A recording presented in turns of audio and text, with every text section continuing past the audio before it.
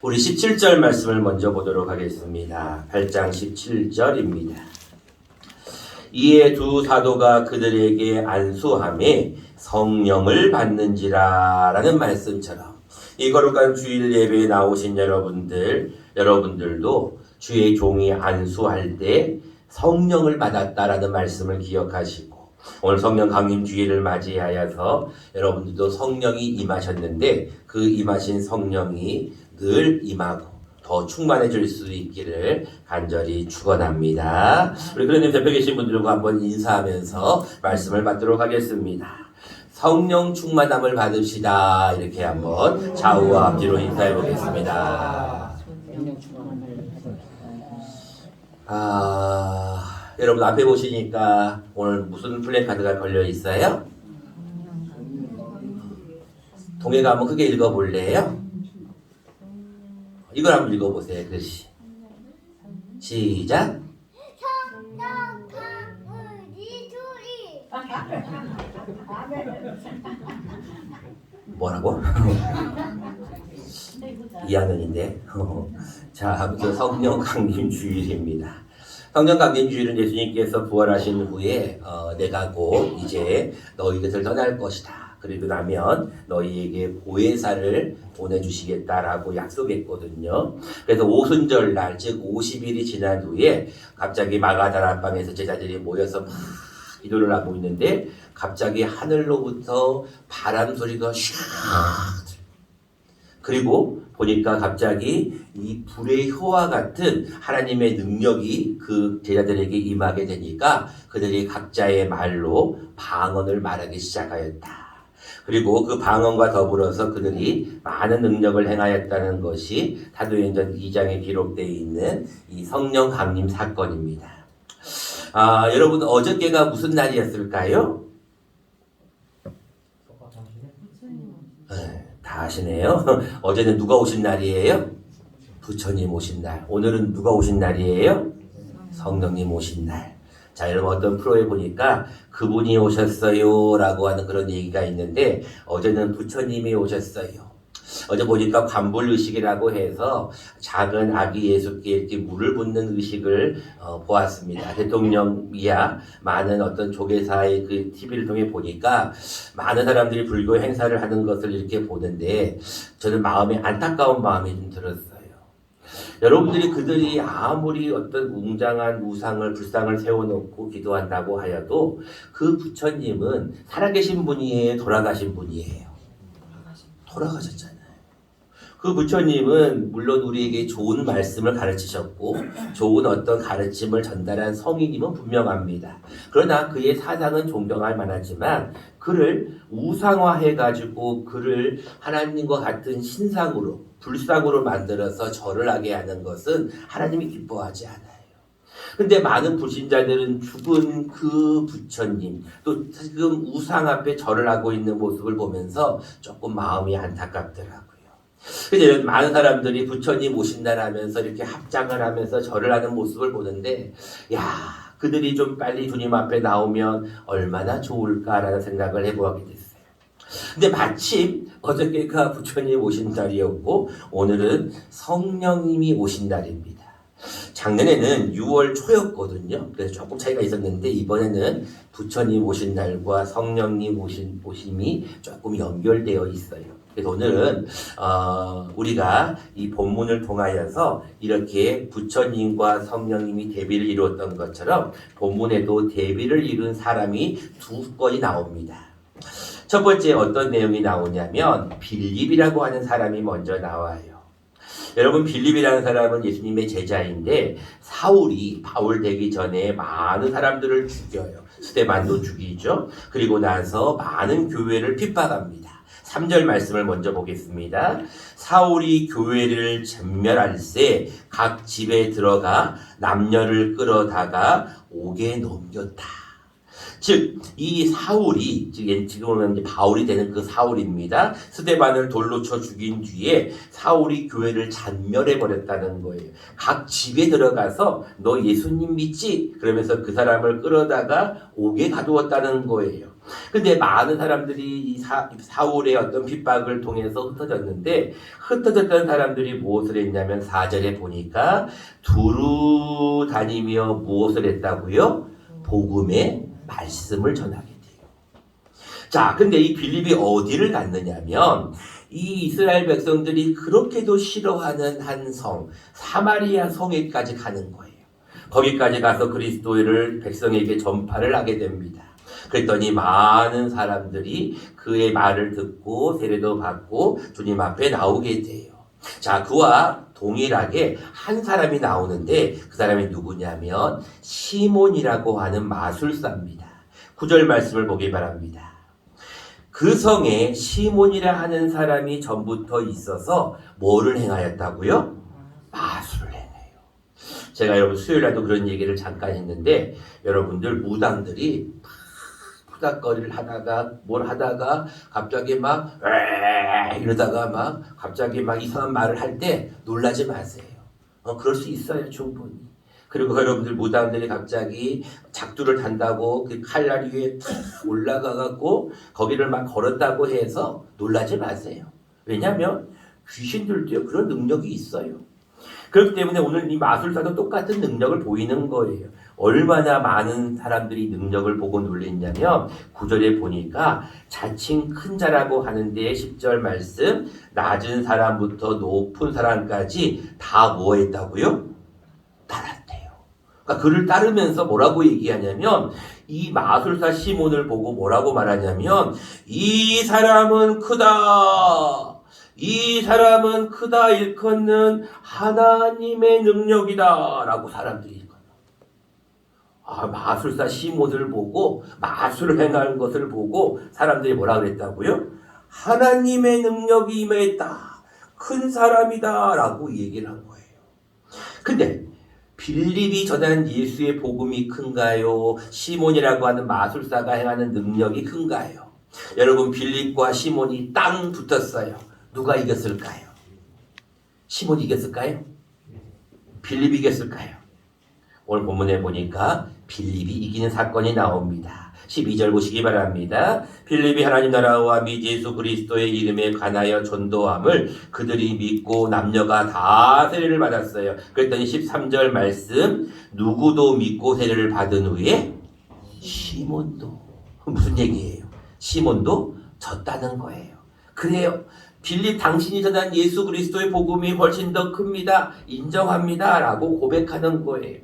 그리고 나서 시몬도 예수를 세례를 받고 전심으로 빌립을 따라다녔다. 라고 기록하고 있어요. 자, 그러면 이제 끝나는 사건으로 되면 좋은데 또 한 번에 더 2라운드가 기록이 됩니다. 부처님 오신 날과 성령님 오신 날과 같은 2라운드가 시작이 됩니다. 예루살렘에는 총회라는 본부가 있어요. 즉 믿는 사람들이 많이 모인 총회가 있는데 야 너희가 복음을 증거할 때 사마리아까지 갔다고? 그래? 그러면 우리가 가만히 있을 수 없지. 수장 중에 수장인 베드로와 요한을 다 보냅니다. 가서 그들의 상황을 보고 그들에게 어떤 걸 해줘야 될지를 보기 위하여서 14절에 보니까 베드로와 요한을 보냅니다. 15절 말씀을 딱 보니까 베드로와 요한이 내려가서 그들을 위하여서 성령 받기를 기도했어요. 근데 16절에 보니까 이는 아직 한 사람에게도 성령 내리신 일이 없어요. 다시 말하면 예수의 세례는 알고 있는데 예수 세례를 받았는데 성령을 아무도 안 받았다는 거예요. 그래서 두 사도가 무엇을 했냐면 17절 말씀 아주 중요한 말씀입니다. 두 사도가 그들에게 뭐하매? 안수했어요. 여러분 성령은요 그냥 받는 것이 아니라 주의 종이 안수를 하니까 뭐를 받는지라? 성령을 받았어요. 그리고 나니까 또 시몬이 한 번 더 이제 베드로와 요한과 싸웁니다. 2차 2라운드입니다. 시몬이 또 마술사 시몬이 뭐라고 하냐면 베드로님 여기 돈 1,000,000원이 있어요. 여기 1억이 있어요. 이거 당신이 지금 방금 보니까 세례를 베풀던데 나 이거 1,000,000원 줄 테니까 1억을 줄 테니까 이 권능을 내게도 좀 주세요. 19절입니다. 이르되 이 권능을 내게도 주어 누구든지 내가 안수하는 사람은 성령을 받게 하여 주소서. 이 뭔 얘기하는 거예요? 이 옛날 버릇이 나온 거예요. 옛날 습관이 나온 거예요. 분명히 빌립이 전한 복음을 듣고 예수를 믿고 세례도 받고 빌립을 따라다녔다고 분명히 13절에 기록하고 있잖아요. 근데 여러분 예수를 믿어도요 또 이렇게 돌아간다니까요. 옛날로 돌아가. 돈을 줄 테니까 그 당신이 베풀었던 성령을 나도 좀 베풀 수 있는 능력을 주라는 거예요. 그랬더니 베드로가 뭐라고 얘기합니까? 20절입니다. 베드로가 이르되 내가 하나님의 선물을 돈 주고 살 줄로 생각하였으니 내 은과 함께 내가 함께 망하라. 망할지어다. 라고 외쳐버린 거예요.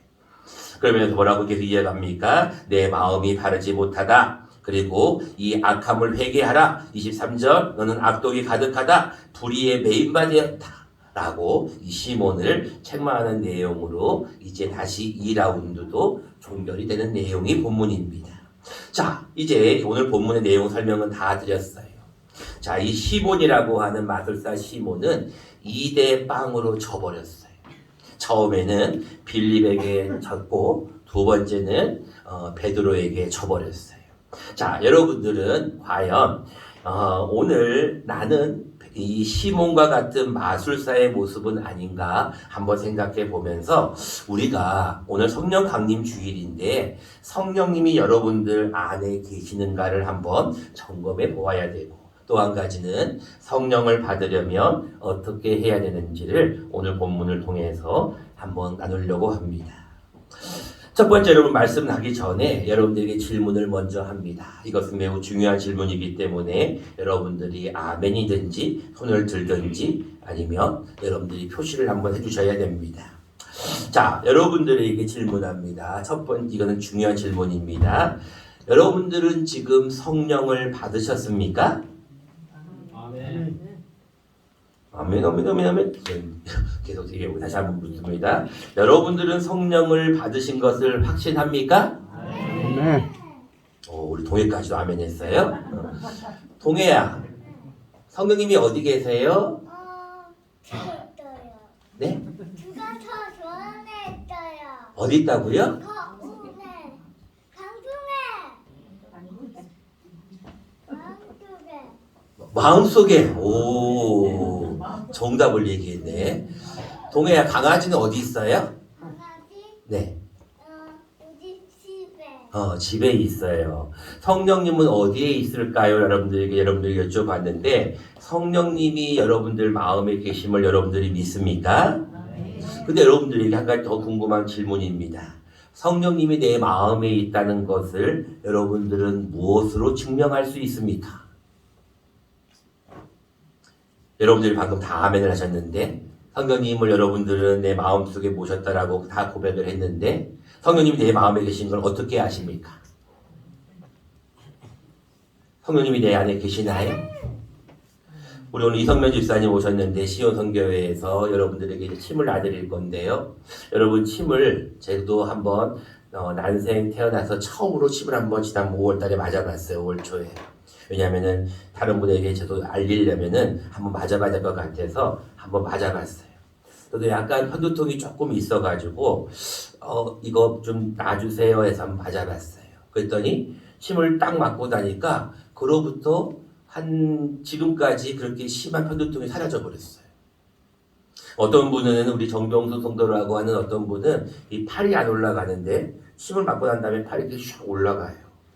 자, 여러분들 이렇게 보면 분명하게 뭔가 침을 맞으면 효과가 있잖아요. 그런 것처럼 성령님이 지금 내 마음에 계신다라고 하는데 성령님 내 마음에 계심을 여러분들은 어떻게 증명할 수 있겠냐는 거예요. 자, 그래서 여러분들이 먼저 오늘 우리가 알아야 될 것은 무엇이냐면 성령님이 먼저 누구인지를 알아야 돼요. 성령님은 누구이시냐면 성령님은 곧 하나님이십니다. 여러분들이 이것을 믿으셔야 돼요. 성령님은 여러분들이 알고 있는 대로 예수님께서 보내신 하나님께서 약속하신 것을 보내신 보혜사이시지만 성령님은 처음부터 여러분들과 함께 있었어요. 여러분들이 그걸 못 믿을 것 같아가지고 제가 자막을 준비했습니다. 같이 한번 자막을 읽어보도록 하겠습니다. 시작. 땅이 혼돈하고 공허하며 흑암이 깊음 위에 있고 하나님의 영은 수면 위에 운행하시니라. 아멘. 여러분 창세기 1장 1절은 다 외우고 있죠? 같이 한번 해볼까요? 시작. 태초에 하나님이 태초에 하나님이 뭐를 창조했다고요? 천지를. 태초에 하나님이 천지를 창조하셨는데 그 하나님과 함께 있었던 분이 누구냐면 땅이 혼돈하고 공허하며 흑암이 깊음 위에 있을 때 누가 하나님의 영이 운행하고 있었어요. 그러니까 여러분들이 성령님이 누구이신가를 여러분들이 먼저 알아야 되는데 성령님은 하나님이심을 인정해야 돼요. 어떤 분들은 성령님은 하나님이 어떻게 될 수 있어? 예수님 가신 다음에 오신 분이지 라고 하는데 여러분 분명히 기억하셔야 돼요. 요한복음 4장에 말씀하고 있습니다. 하나님은 뭐이시니? 영이시니. 잘하셨어요. 여러분 주보에 나와 있어요. 주일 오전 예배 바로 밑에 보시면 하나님은 영이시라고 분명히 기록이 되어 있어요. 하나님은 영이시고 성령님도 영이셔요. 하나님의 영이 곧 하나님이심을 여러분들이 인정해야 돼. 성령님이 하나님이심을 인정한다면 이제 여러분들이 그것을 놓고 첫 번째 해야 될 게 나오는데 그것이 바로 기도해야 됩니다. 오늘 20절 말씀을 잠깐 보시기 바랍니다. 베드로가 이르되 내가 하나님의 선물을 돈 주고 살 줄로 생각하였으니. 여러분 베드로는 뭐라고 얘기하고 있냐면 성령님은 하나님이신데 성령님을 뭐라고 얘기했냐면 하나님의 선물이라고 했어요. 여러분들 선물 받으면은 기뻐요, 안 기뻐요? 기뻐요. 기뻐요. 동해는 무슨 선물 받을 때가 제일 기뻐요? 네. 뭔지 모르지만 아무튼 중요한 것은 여러분들이 선물을 받으면 기쁘잖아요. 오늘 여러분들이 왜 기도를 해야 되냐면 오늘 본문 말씀 15절을 보시기 바랍니다. 자, 그들이 내려가서 즉 베드로와 요한이 내려가서 그들을 위하여 성령 받기를 뭐하니? 기도했어요. 기도. 여러분 기도할 때 성령이 임하시는 거고요. 기도할 때 여러분 성령을 받는 거예요. 여러분들 오순절날 마가다락방에 모였을 때 제자들이 뭐를 하고 있었냐면 기도하고 있었어요. 기도하고 있을 때 불의 효와 같은 성령이 임하신 거예요. 여러분 오늘 이 강대상 보를 잠깐 보세요. 제가 여러분들이 잠깐 대충 볼 수도 있지만 여러분 잘 유심 보신 분들은 강대상 보가 색깔이 바뀌었어요. 뭘로 바뀌었어요? 빨강으로 바뀌었어요. 제 넥타이를 보세요. 여러분 모든 것을 볼 때는 좀 유심히 봐야 돼요. 성령은요 어떤 역사가 일어나냐면 뜨거워요. 성령이 임하면은 뜨겁게 돼요. 성령이 임하게 되면 자기도 모르게 기도하게 된다니까요. 근데 성령을 받지 않은 사람은 기도를 안 해. 그럼 여러분들이 성령을 언제 받느냐? 여러분들이 분명히 기억하실 것이 하나가 있어요. 여러분들이 예수님을 내가 영접하겠습니다, 믿겠습니다라고 고백하는 순간 이미 성령님은 여러분들 마음속에 들어와 계셔요. 영접하는 자 곧 그 이름을 믿는 자들에게 하나님이 무슨 권세를 주셨다고요? 자녀가 되는 권세를 주시잖아요.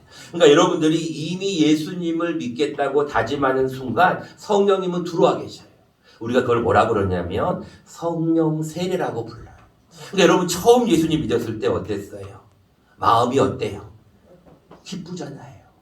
오늘 여러분 본문에도 보세요. 8절 말씀 7절부터 볼까요? 많은 사람에게 붙었던 더러운 귀신들이 소리를 지르며 나가고 많은 중풍병자와 못 걷는 사람이 나으니 8절 말씀 다 같이 볼까요? 그 성에 뭐가 있더라고요? 큰 기쁨이 있었던 거예요. 여러분들 성령이 임하시게 되면 기도하게 돼요. 성령이 임하시게 되면 뜨겁게 기도하게 되고 성령이 임하시게 되면 큰 기쁨이 있게 되는 거예요.